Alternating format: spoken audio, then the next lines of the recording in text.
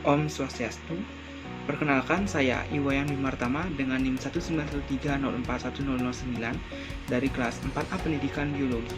Pada kesempatan kali ini, saya akan mempresentasikan tentang topik sel telur.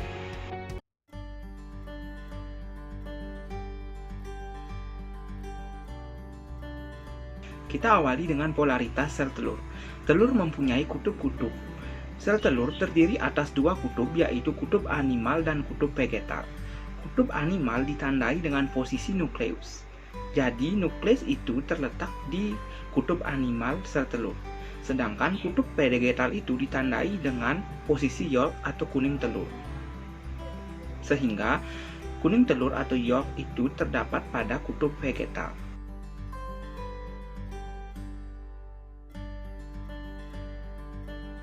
Selanjutnya selaput telur. Selaput telur ada tiga, yaitu selaput primer, selaput sekunder, dan selaput tersier.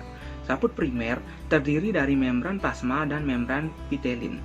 Nah, pada saat fertilisasi, membran pitelin ini akan terpisah menjadi dua, di mana bagian luarnya ini akan menjadi membran fertilisasi. Kebanyakan hewan akuatik, telurnya mempunyai selaput jeli di bagian luar membran pitelinnya. Yang kedua, selaput sekunder. Sifat dari selaput sekunder ini adalah liat dan tidak permeabel. Ada satu atau lebih mikrofil untuk jalan masuknya sperma. Selaput sekunder ini merupakan produk sel-sel folikel di dalam ovarium semasa pembentukan ovum. Contoh dari selaput sekunder ini adalah selaput korion pada telur insekta. Yang ketiga adalah selaput tersier.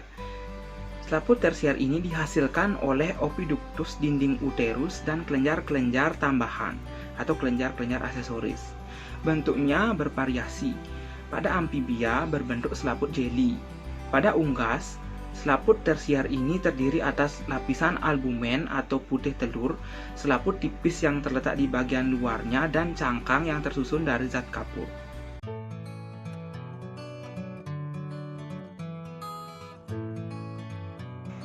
Selanjutnya adalah yolk atau kuning telur. Yolk atau kuning telur ini merupakan makanan cadangan dari sel telur. Ada 4 tipe yolk, yaitu homolesital, mediolesital, megalesital, dan centrolesital. Homolesital disebut juga isolesital, yaitu ovum yang memiliki sedikit cadangan makanan. Biasanya ovum ini akan tetap tumbuh pada individu betina dan akan diberikan makanan melalui plasenta. Contoh telur homolesital adalah telur pada mamalia. Selanjutnya, mediolesital disebut juga oligolesital, yaitu ovum yang memiliki cadangan makanan yang sedang. Contohnya pada telur amfibi. Selanjutnya yang ketiga, megalesital atau disebut juga telolesital, yaitu ovum yang memiliki cadangan makanan yang banyak. Contohnya pada telur unggas dan reptil. Dan yang terakhir, centrolesital, yaitu ovum yang memiliki cadangan makanan yang berada di tengah. Contohnya adalah telur pada insekta.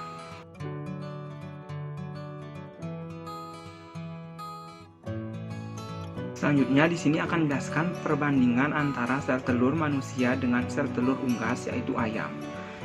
Dimulai dari ovum manusia. Ovum manusia diselubungi oleh zona striata atau zona pellucida dan corona radiata. Selubung zona striata menghubungi ovum beberapa waktu sebelum fertilisasi terjadi. Lapisan selubung ini memberikan proteksi ketika dimulainya tahapan segmentasi. Sedangkan corona radiata mempunyai komposisi 2 atau 3 lapisan sel yang diturunkan dari folikel. Selanjutnya, sitoplasma ovum disebut dengan ooplasma atau yolk.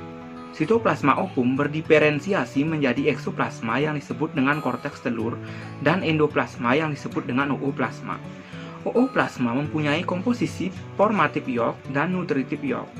Nutritif yolk berisi numerus bulat, granula lemak, dan substansi protein yang tertanam di sitoplasma.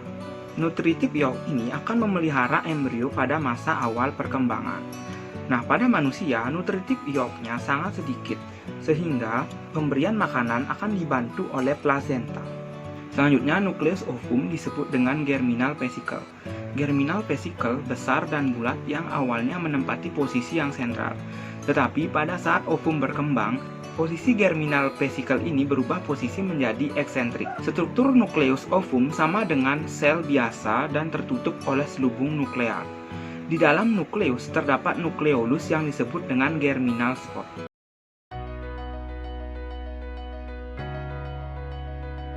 Selanjutnya adalah sel telur ayam. Telur ayam terdiri atas kulit telur, putih telur atau albumen, dan kuning telur atau yolk. Kulit telur terdiri atas 4 bagian utama pembentuk kulit telur, yaitu kutikula, lapisan bunga karang, lapisan mamila, dan lapisan membrana.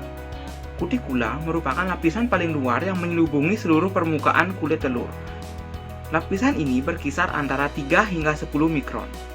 Bahan yang membentuk lapisan kutikula ini adalah zat protein kreatin, yaitu musin.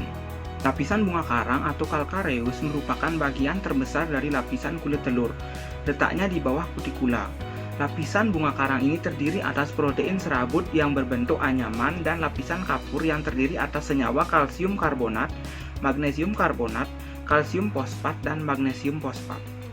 Nah, apabila lapisan bunga karang ini dihilangkan bagian kapurnya, maka akan terlihat suatu bentuk anyaman seperti bunga karang, sehingga lapisan ini disebut dengan lapisan bunga karang. Selanjutnya lapisan mamila, yaitu lapisan yang terdiri atas lapisan yang berbonggol-bonggol berbentuk kerucut dengan penampang bulat atau lonjong. Lapisan ini sangat tipis, tebalnya kurang lebih sepertiga dari lapisan seluruh kulit dan terdiri atas bagian protein anyaman dan mineral. Yang terakhir adalah lapisan membrana. Lapisan membrana merupakan lapisan kulit telur yang terdalam. Lapisan ini terdiri atas 2 lapisan selaput yang berbentuk seperti kertas perkamen. Lapisan ini menyelubungi seluruh isi telur, tebalnya sekitar 65 mikron yang terbuat dari keratin. Selanjutnya putih telur atau albumen. Putih telur terdiri atas 4 lapisan, yaitu lapisan yang paling luar terdiri atas cairan kental yang banyak mengandung serat-serat musin. Selanjutnya lapisan tengah merupakan anyaman musin setengah padat. Lapisan ketiga merupakan cairan yang lebih encer. Dan lapisan keempat adalah kalazifera atau kalaza yang berbentuk serat-serat musin yang terjalin seperti anyaman tali dan membatasi antara putih dan kuning telur. Nah, kalaza dalam telur ayam ini berfungsi untuk menahan kuning telur agar tetap pada tempatnya. Putih telur ini bersifat lebih alkalis dengan pH sekitar 7,6. Komponen utama dari putih telur adalah protein. Bagian yang terakhir dari telur ayam adalah kuning telur. Kuning telur atau yolk merupakan bagian terpenting pada telur karena kuning telur ini mengandung zat bergizi tinggi untuk menunjang kehidupan embrio. Bentuk kuning telur hampir bulat, terletak di tengah-tengah dan berwarna jingga atau kuning karena adanya pigmen kantofil. Kuning telur terbungkus oleh selaput tipis, kuat dan elastis, yaitu membran pitelin dengan ketebalan sekitar 24 mikron yang terbuat dari protein musin dan keratin.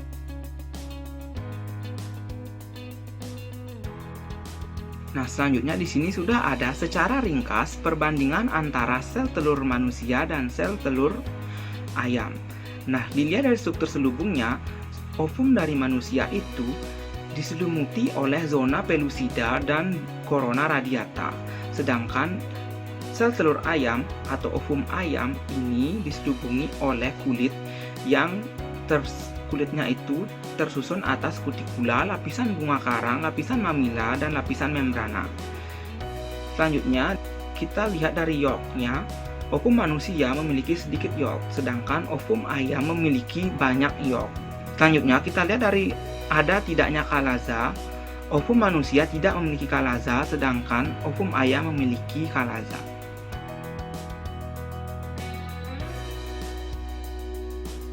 Baik, sekian yang bisa saya sampaikan pada presentasi kali ini. Bila masih ada kesalahan pengucapan kata dan kekurangan dalam penyampaian materi, mohon dimaafkan. Saya tutup presentasi saya kali ini dengan Parama Santi. Om Santi Santi Santi.